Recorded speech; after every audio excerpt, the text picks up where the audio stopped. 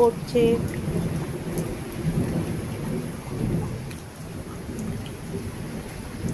মুষলধারে বৃষ্টি হচ্ছে।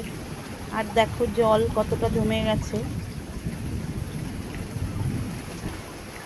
আর এই টবটা কিভাবে ভেঙেছে দেখো বন্ধুরা।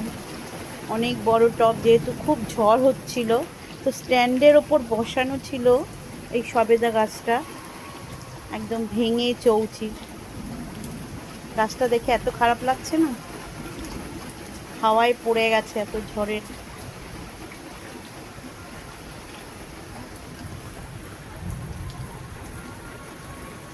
আর বারবার পাতাগুলো আটকে যাচ্ছে আর ড্রেন বন্ধ হয়ে যাচ্ছে।